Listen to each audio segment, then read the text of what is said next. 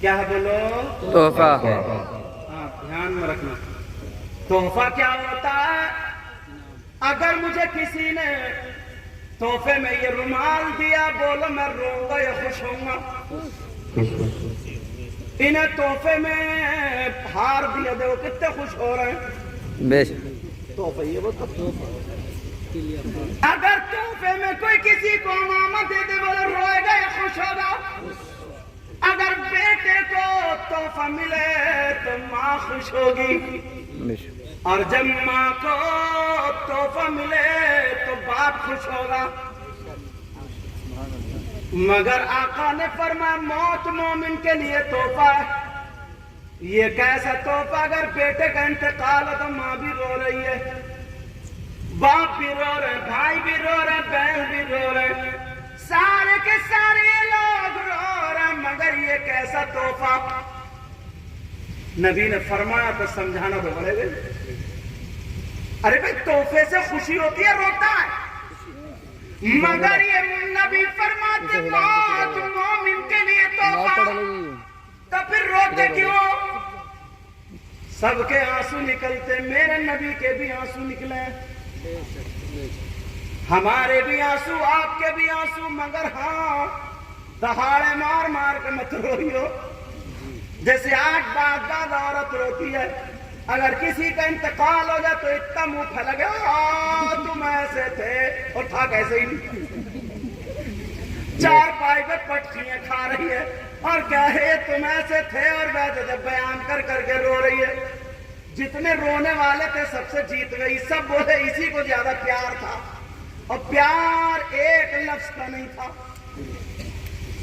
یہ رونا شریعت میں منع ہے، دل پگھل جائے، آنکھوں سے آنسو نکلے، دعا کر دو اے اللہ صبر عطا فرما، اے اللہ اس کی مغفرت عطا فرما، آمین۔ یہ ہے رونا۔ تو موت سب کے لیے، مومن کے لیے تحفہ، تحفہ کیوں ہے ذرا وہ سنو۔ آپ نماز پڑھتے ہیں، مگر نماز جو لایا اس کو نہیں دیکھا۔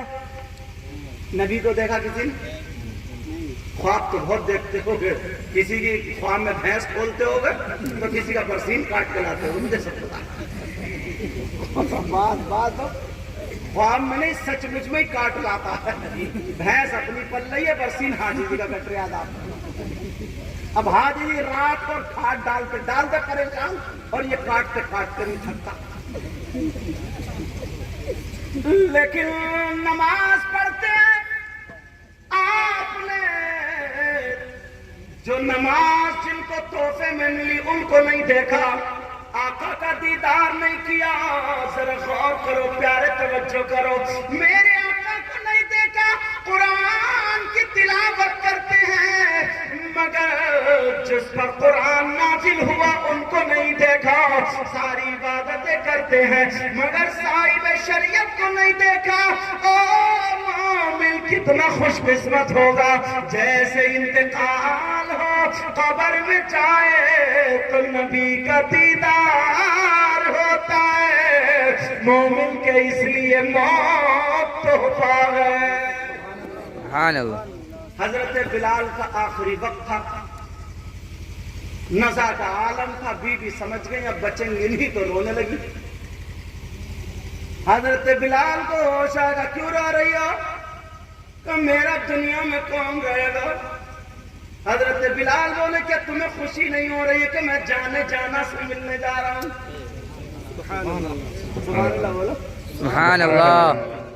للہ گھٹا دیجئے پردہ رخ انور سے، اور دیدار کے طالب ہیں سرکار یہ دیوانے، قبر میں لہرائیں گے تاحشیر چشم نور کے، اور جلوہ فرما ہوگی جب طلعت رسول اللہ کی۔ سبحان اللہ۔ قبر کے 3 سوال اور اس کے جواب۔ پہلا سوال من ربک کا، تمہارا رب کون؟ ربی اللہ، میرا رب اللہ، یہ جواب۔ ما دینوں کا، تمہارا دین کیا؟ دینی الاسلام، میرا دین اسلام۔ اب نبی کے بارے میں ما کنت انت تقول فی شان ھذا الرجل، آقا کے بارے میں کیا کہا کرتا تھا، بول۔ جو عقیدے والا لوگ ہے، انہی کی وجہ سے تو دنیا آباد تھی، یہی تو دنیا کی روح ہے، یہی تو میرے آقا ہیں، یہی تو ماما ہیں، یہی تو ملجا ہیں، سب کچھ انہی کے صدقے میں ملا۔ زمین بنی ان کے صدقے میں، آسمان بنا ان کے صدقے میں، چاند سورج اور سمندر دریا ساری چیزیں ان کے صدقے میں۔ ابھی تو بریلی کے امام بولے زمین و زمان تمہارے لیے، مکین و مکان تمہارے لیے، چنین و چنا تمہارے لیے، بنے دو جہاں تمہارے لیے، دہن میں زبان تمہارے لیے، بدن میں ہے جان تمہارے لیے، ہم آئے یہاں تمہارے لیے، اٹھے بھی وہاں بولو تمہارے لیے۔ اور لا رب العرش جس کو جو ملا ان سے ملا، بٹتی ہے کونین میں نعمت رسول اللہ کی۔ ہٹ جائیں گے گناہ گاروں کے فوراً قید و بند، اور حشر کو کھل جائے گی طاقت رسول اللہ کی۔ میرے قطرہ کسی نے مانگا اور دریا بہا دیے ہیں، دربے بہا دیے ہیں۔ اچھا ایک بات اور بتا،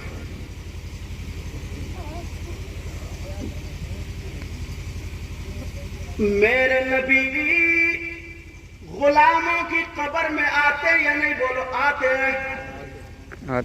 ایک سوال آتا، سوال ایک وقت میں، ایک ٹائم میں پوری دنیا میں کتنے لوگ مرنے والے ہوتے ہیں؟ بہت سارے نا، یہاں وہاں سب جگہ دفن، تو مرنے والے تو لاکھوں سینکڑوں، اور نبی تو ایک ہی وقت میں، ایک ہی ٹائم میں آقا سب کی قبروں میں کیسے پہنچ جاتے ہیں؟ سوال سمجھے؟ بے شک۔ آقا کتنے؟ ایک، اور مرنے والے انیک، مرنے والے ڈھیر ہو، تو پھر آقا سب کی قبروں میں کیسے چلے جاتے ہیں؟ آج سے تقریباً 2-2.5 سال یا 150 سال پہلے ایک پنڈت نے یہ سوال کر دیا۔ اس نے جب پڑھا، انہوں نے کہا ہاں تمہارا دین، تمہارا مذہب، تمہارا اسلام یہ کہتا ہے نبی قبر میں آتے، بولے ہاں، بولے مرنے والے بہت سارے، نبی اکیلے، ہماری سمجھ میں نہیں آ رہا سب کی قبروں میں کیسے چلے گا، یہ بتاؤ۔ اس سے کسی نے جواب ہی نہیں دیا۔ اب وہ پنڈت لکھنؤ کا رہنے والا تھا، لکھنؤ سے دلی چلا، بڑے بڑے مفتیان کرام ہے، وہاں پوچھوں گا جا کے مرکز ہے۔ جیسے ہی دلی میں داخل ہو رہا تھا، ایک فقیر مل گیا جس کی داڑھی دھول میں سنی ہوئی تھی، تھوک نکل لیا تھا، اس کی نظر بڑی پہچان ہوئے، بولے او جنتی بابا کہاں جا رہے ہو؟ پنڈت سے بولا، وہ تلک لگو ہوا، اس سے بولا او جنتی بابا کہاں جا رہے ہو؟ جس سوال کے لیے تم دلی آئے ہو نا، اس کا جواب تمہیں لکھنؤ میں ملے گا، کہا اس کا جواب تمہیں لکھنؤ میں ملے گا۔ اب تو بڑا چکر میں پڑ گیا ہو۔ اس نے کہا یار تمہیں کیسے پتا میں کیا پوچھنے آیا ہوں؟ بولے تم یہی پوچھنے آئے ہو مرنے والے بہت سارے آپ اکیلے سب کی قبروں میں کیسے جاتے ہیں؟ بولے ارے یار بات تو صحیح ہے۔ بولے جواب کہاں ملے گا؟ بولے لکھنؤ چلے جاؤ، چار باغ چلے جاؤ، وہاں پر ایک املی کا پیڑ کھڑا ہے، اس املی کے پیڑ کے نیچے ایک اللہ والا بیٹھا ہوا قرآن پڑھ رہا ہے، وہی تمہیں جواب دے دے گا۔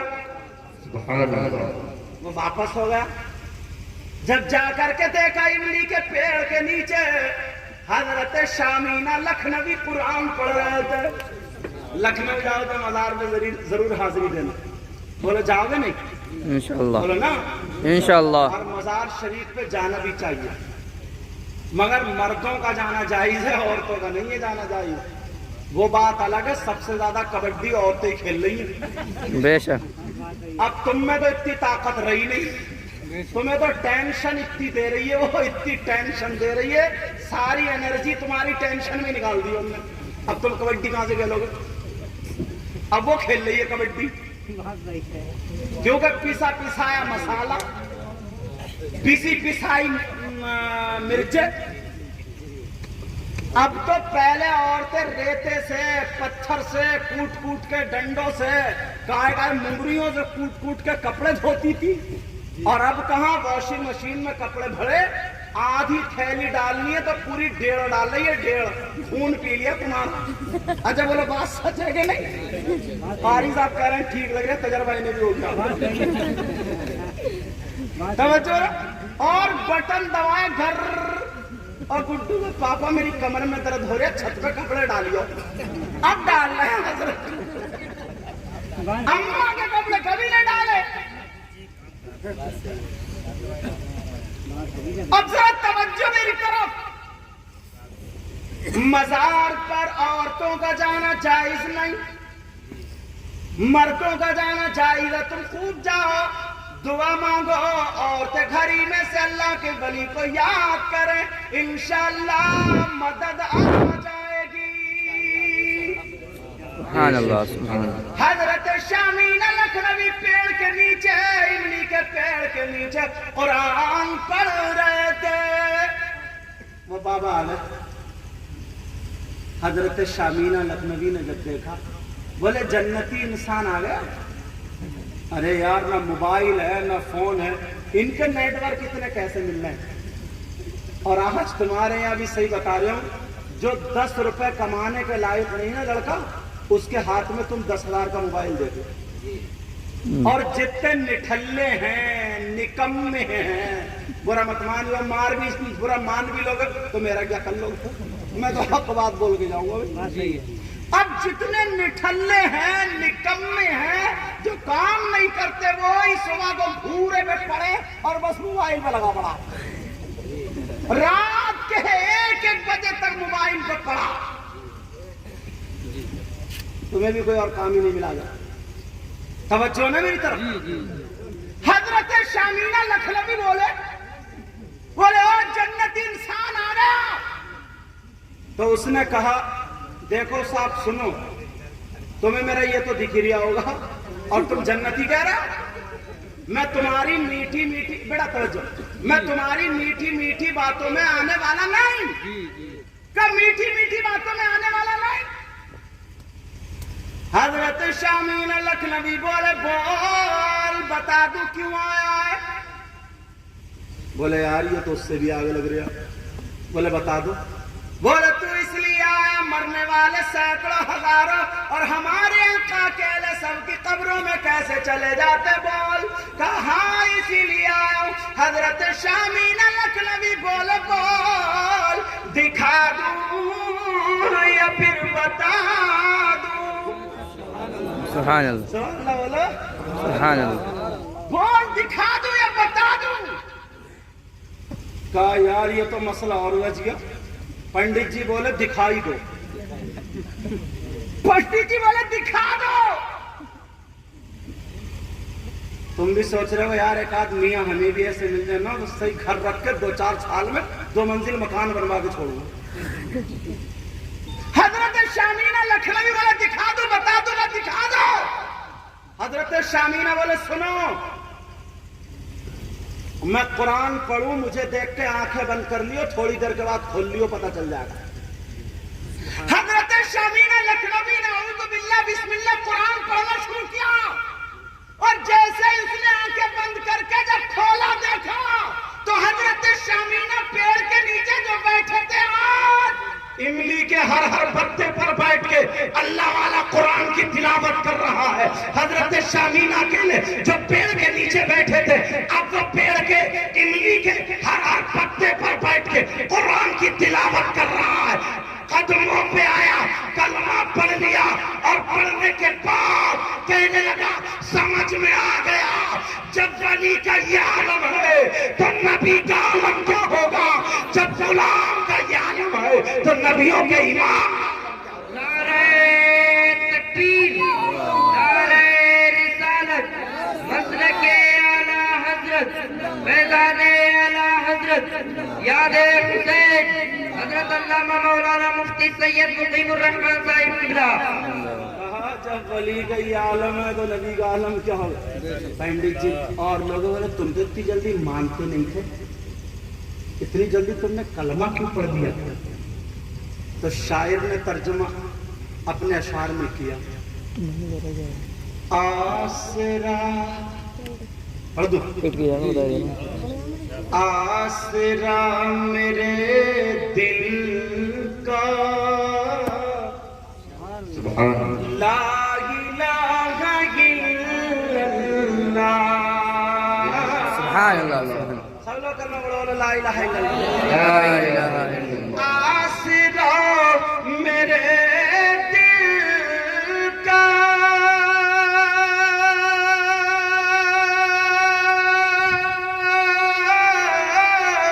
لا الہ الا اللہ۔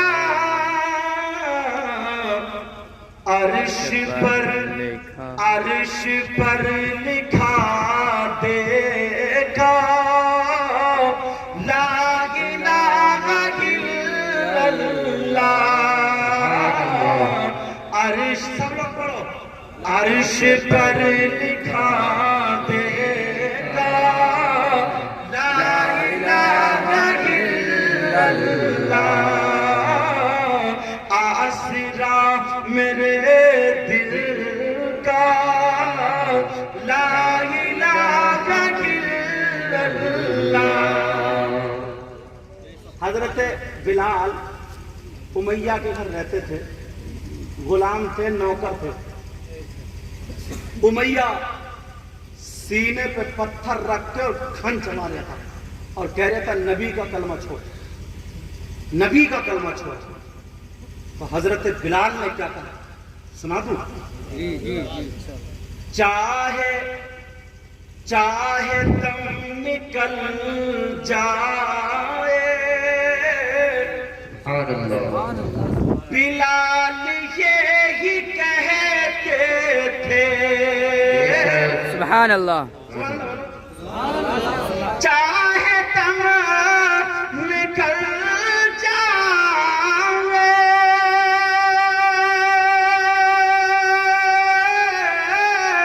بلال یہی کہتے تھے کیا میرے منہ سے نکلے گا لا الہ الا اللہ۔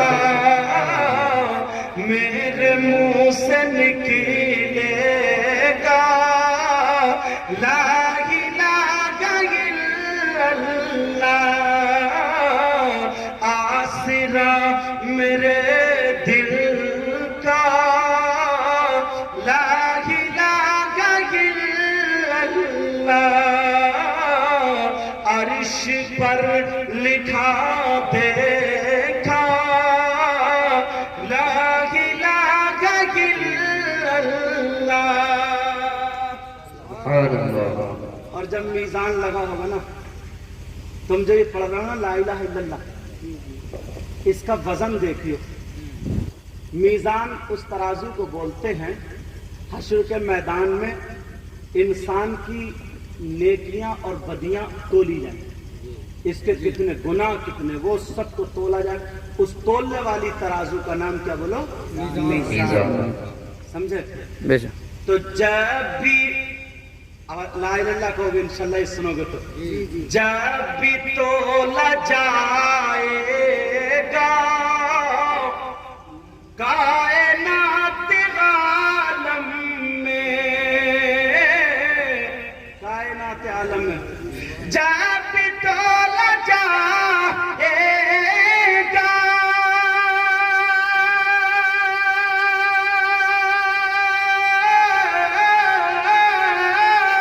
کائنات عالم सबसे भारी निकलेगा ला इलाहा इल्लल्लाह, सबसे भारी निकलेगा ला इलाहा इल्लल्लाह। आसरा मेरे दिल का ला इलाहा इल्लल्लाह।